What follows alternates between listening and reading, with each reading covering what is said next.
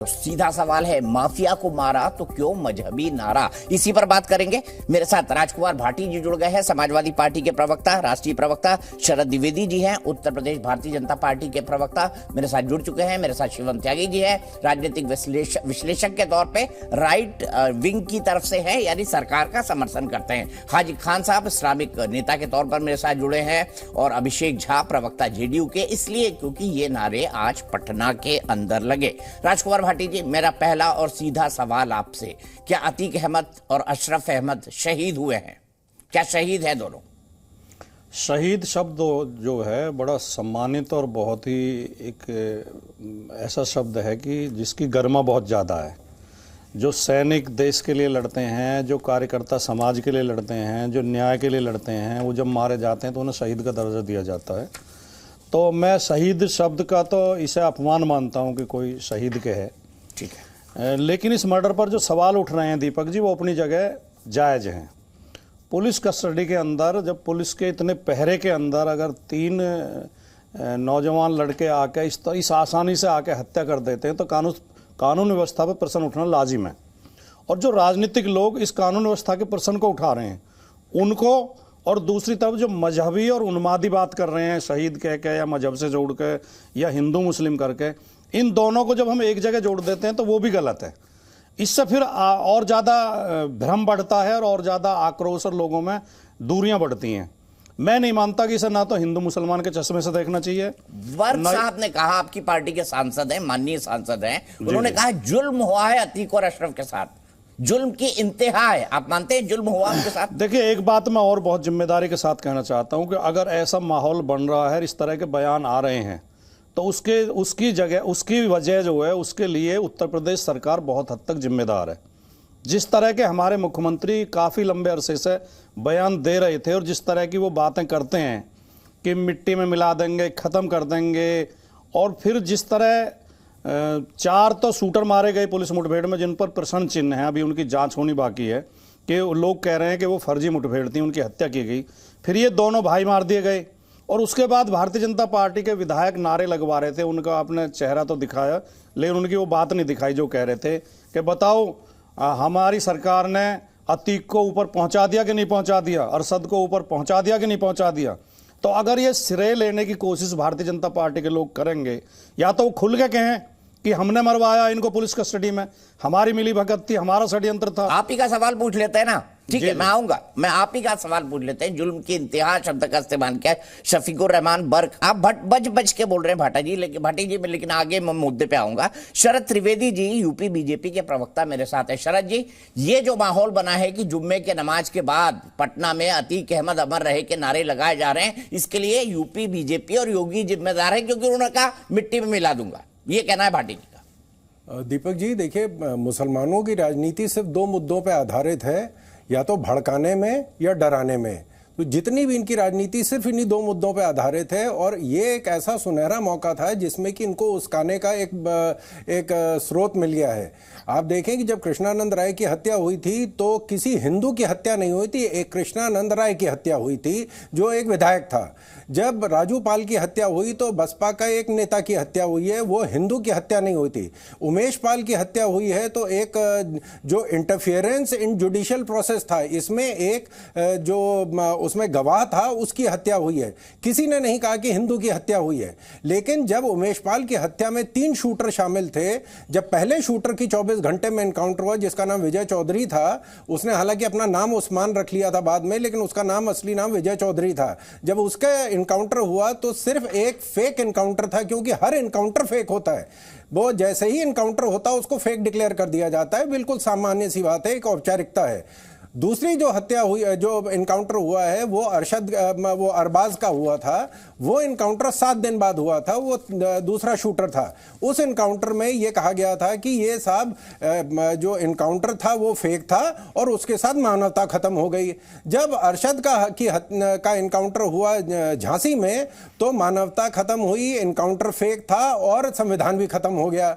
लेकिन ये संविधान बिल्कुल इंटैक्ट था जब राजू पाल की हत्या हुई, जब उमेश पाल की हत्या हुई, जब कृष्णानंद राय की हत्या हुई, जितनी भी हत्या उत्तर प्रदेश में हुई है, पहली बार हत्या नहीं हुई है और पहली बार कस्टडी में हत्या नहीं हुई है। भारत के 2 प्रधानमंत्रियों की हत्या करी गई है, बेस्ट पॉसिबल सिक्योरिटी जो है वो उनको दी गई थी, उनकी हत्या हुई थी। एक इजरायली प्रधानमंत्री थे यित्ज़ाक राबिन, उनकी हत्या हुई थी।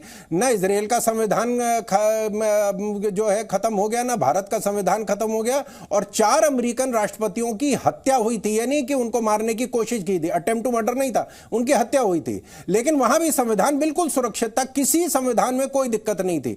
लेकिन यहां एक ऐसा मौका, जब कोई इस तरह की घटना घटती है तो उसको एक रंग दिया जाता है कि साहब ये देखिए इसको भड़काने की कोशिश की जा रही है। आप इससे पहले देखें कि जब उत्तर प्रदेश में जब विकास दुबे की हत्या हुई तो इनकाउंटर हुआ तो ये बताया गया कि भारतीय जनता पार्टी ब्राह्मणों के खिलाफ है।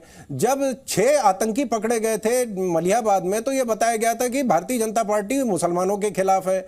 जब अंकित जाट, आकाश भाटी, अंकित गुर्जर, जब इनकी हत्या हुई थी तब ये बताया गया था कि साहब ओबीसी के खिलाफ है। तो ये जिस तरह की बातें और जिस तरह भड़काने की राजनीति चल रही है, मुसलमानों ने खुद इसे नकार दिया है। ओवैसी साहब अपनी हैदराबाद के कस्बे के बाहर तो निकल नहीं पा रहे हैं, जहां जाते हैं वो मुंह की खाते हैं। ठीक है, सीधे हाजी खान साहब के पास चलते हैं। हाजी खान साहब, मुझे बताइए, क्या अतीक अहमद और अशरफ अहमद शहीद है? देखिए दीपक जी, बात यह है कि अतीक का कत्ल हुआ। सर मैंने सिर्फ आपसे एक सवाल पूछा, क्या वो शहीद है? ये बता दीजिए ना हाजी साहब। एक ही बात के बाद बताऊंगा ना मैं।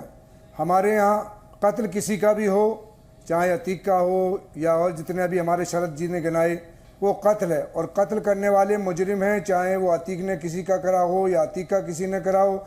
और कातिल कितनी छुप के भी दीपक जी कत्ल कर दे, उसको एक दिन पोस्टमार्टम गृह में जाना पड़ेगा।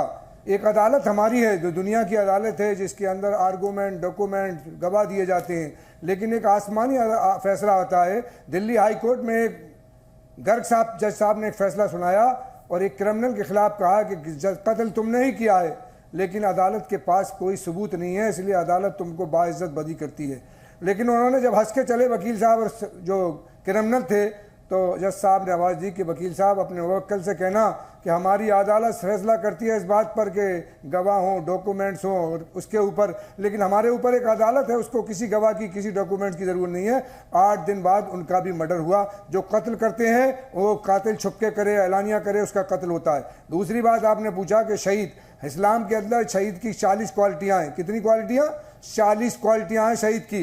एक्सीडेंट से मर जाए, जल के मर जाए, डूब के मर जाए, कत्ल हो जाए, ये क्वालिटी। लेकिन सबसे बड़ा इस्लाम में जो है कि अल्लाह के रास्ते में जिहाद करता हुआ जो मरे वो शहीद कहलाते हैं। लेकिन इसमें हम मतलब अतीक अहमद शहीद है, आप ये कह रहे हैं हाजी साहब?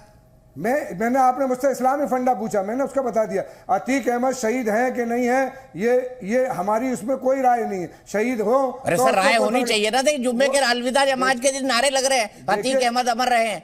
अगर कोई क्रिमिनल है, किसी ने किसी का कत्ल किया है और वो भी अगर कत्ल होता है तो इसकी जवाबदेही दोनों की बनेगी, कत्ल करने वाले की भी, कत्ल की। और जिन्होंने कत्ल किया, क्यों जलेबी बना रहे हैं हाजी साहब? क्या अतीक अहमद शहीद है? मैं नहीं कहता शहीद है, मैं नहीं कह रहा, लेकिन आप तो कह रहे हैं कि अगर किसी ने किसी का कत्ल किया हो तो वो भी इस्लाम में शहीद होता है। इस्लाम में कत्ल करना जुर्म है, शहीद नहीं होता। मैंने ये जिसका कत्ल हो गया वो शहीद होता है। आपने कहा जो कत्ल में मर जाए वो शहीद है। आज आपने किया था, पहले आप खुश हो रहे थे किसी का कत्ल करके, लेकिन आज आपको कत्ल कर दिया गया। शहीद है कि नहीं है ये फतवा उलमाए कराम देंगे, आम आदमी की राय की जरूरत नहीं है इसमें। नहीं, अरे बताइए ना हाजी साहब, आप तो मतलब छुप छुप के बोल रहे हैं, बच बच के बोल रहे हैं। साहब बोलिए, है या नहीं, साफ कर दीजिए ना। कातिल थे, अगर कातिल नहीं होते तो शहीद होते। वो भी कातिल थे, उन्होंने भी कत्ल किए, और जो कत्ल कर रहा है उसका कत्ल हो रहा है। मैं शहीद नहीं कह सकता, ये फतवे की बात है, ये मसले की बात है, ये उलमाए कराम की बात है, ये हर आदमी के बस की बात नहीं है। मैं नहीं कह सकता शहीद क्योंकि वो उन्होंने। तो ये नारे क्यों लग रहे हैं हाजी साहब, ये भी बता दीजिए। ओवैसी साहब भी ऐसी बातें क्यों कर रहे हैं, ये भी बता दीजिए। थोड़ा समझा दीजिए ना, मुझे पता नहीं इस्लाम के बारे में। दीपक साहब, मीडिया, मैं तो सनातनी हूँ। मीडिया सच्चाई दिखा रही है या गलत दिखा रही है, ये जिम्मेदारी मीडिया की बनेगी, मेरी। सर मीडिया कहाँ से बीच में आ गया? ओवैसी साहब ने जो कहा हमने दिखाया ना, वो तो कह रहे हैं फेक इनकाउंटर है, शहीद कर दिया गया, जुर्म कीमता है, सब बोल चुके हैं। वो कौन सी फाइल से कह रहे हैं, किस जगह से कह रहे हैं, मैं उसका जवाब नहीं दे सकता। वैसी साहब की अपनी बात का, मैं कह रहा हूं कि इस्लाम में 40 क्वालिटियां हैं शहीद की।